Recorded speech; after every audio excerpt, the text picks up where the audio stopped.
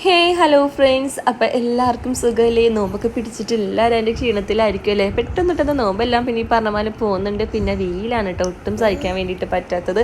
അപ്പോൾ ഇന്ന് ഞായറാഴ്ചയാണ് കേട്ടോ. അപ്പോൾ ഇന്ന് ഞായറാഴ്ച തലേ ദിവസം തൊട്ട് പ്ലാൻ ചെയ്യും ഇന്ന് എന്തൊക്കെ ഉണ്ടാക്കണം, എന്തൊക്കെ വേണം എന്നുള്ളത് കേട്ടോ. അപ്പോൾ പുട്ടും ചിക്കനും ആക്കാമെന്ന് വിചാരിച്ചു ഇന്ന്. പിന്നെ നോമ്പ് തുടങ്ങിയ ടൈമിൽ ഞാൻ പറഞ്ഞിട്ടുണ്ടായിരുന്നു കേട്ടോ, മനസ്സിൽ ഉറപ്പിച്ചൊരു കാര്യമാണ് ഈ തവണ ഞാനൊന്നും പൊരിക്കൂല എന്നുള്ളതെന്ന് കേട്ടോ. പക്ഷേ എന്തോ പെട്ടെന്ന് എനിക്കൊന്ന് എന്തെങ്കിലുമൊക്കെ ഇങ്ങനെ ഒന്ന് ആക്കണം എന്ന് തോന്നി. പക്ഷേ 2 ദിവസം മുന്നേ ഞാൻ വിചാരിച്ചതാണ് കേട്ടോ, ഞായറാഴ്ച ആകുമ്പോൾ എന്തെങ്കിലും കടികളൊക്കെ പൊരിക്കാം എന്ന്. പക്ഷേ ജലദോഷവും തലവേദനയും ചെറിയ പനിയൊക്കെ ആയിട്ട് എനിക്ക് ഒട്ടും വയ്യാണ്ടായിട്ടോ. പിന്നെ ഡോളൊക്കെ കഴിച്ചു, അങ്ങനെയൊക്കെയാണ് കേട്ടോ നിൽക്കുന്നത്. പിന്നെ ഞാൻ വിചാരിച്ചു എന്തായാലും ഞാൻ ഒരു കാര്യം മനസ്സിൽ തീരുമാനിച്ചിട്ടുണ്ടെങ്കിൽ പിന്നെ എനിക്കത് ചെയ്തേ പറ്റുള്ളൂ കേട്ടോ. ഞാൻ വിചാരിച്ചു നമുക്ക് മീറ്റ് റോൾ ഉണ്ടാക്കാമെന്ന് വിചാരിച്ചിട്ടോ. ഇതെനിക്ക് പെട്ടെന്ന് എളുപ്പത്തിൽ കഴിയുന്നത് ഇതാണ്. കട്ട്ലേറ്റ് ഉണ്ടാക്കാനാണ് ഇക്കാക്ക പറഞ്ഞത്. പക്ഷേ കട്ട്ലേറ്റ് ഉണ്ടാക്കി കഴിഞ്ഞാൽ ഒരു ടാസ്ക്കാണ് കേട്ടോ. ചിലപ്പോൾ ശരിയാകും, ചിലപ്പോൾ ശരിയാവില്ല. അപ്പോൾ പിന്നെ റിസ്ക് എടുക്കാനുള്ള ടൈമും സമയവും ആരോഗ്യം എനിക്കില്ലാത്തത് കൊണ്ടിട്ട് റോൾ ഉണ്ടാക്കുക. ഇതാകുമ്പോൾ പൊട്ടിപ്പോവോ പൊടിഞ്ഞു പോവോ എന്നുള്ള ഒരു ടെൻഷനും വേണ്ടല്ലോ.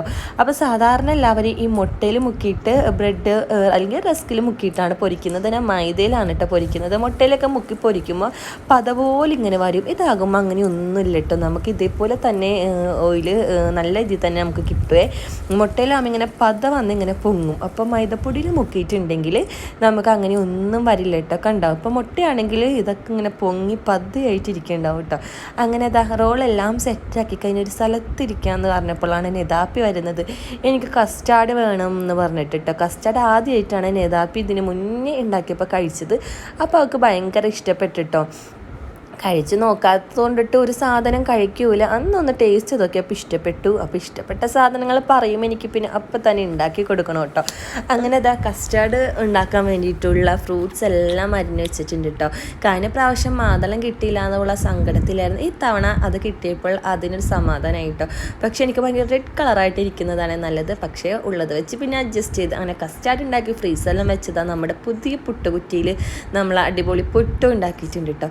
അങ്ങനെ നോമ്പ് തുറക്കാൻ നേരത്തെ നല്ല ചൂട് ചായ കുടിച്ചപ്പോൾ എന്താ ഒരു സുഖം, നല്ലൊരു സുഖം കേട്ടോ. എനിക്കൊരു ആദ്യമായിട്ട് ചായ കുടിക്കണ മാതിരി ഒരു ഫീലായിരുന്നു കേട്ടോ. കാരണം ചെറിയൊരു തൊണ്ടവേനയും മൂക്കൊലിപ്പും തലവേദനയൊക്കെ ആകുമ്പോൾ നല്ല ചൂട് ചായ ഇട്ടിട്ടുണ്ടെങ്കിൽ നല്ല സുഖമില്ല. എൻ്റെ ഒപ്പം കുഞ്ഞിപ്പെണ്ണുണ്ട് കേട്ടോ ഇന്ന് മീറ്റ് റോൾ തിന്നാനായിട്ട്. അപ്പോൾ ഇന്നത്തെ വീഡിയോ ഇത്രയോളം ഇഷ്ടപ്പെട്ടില്ല.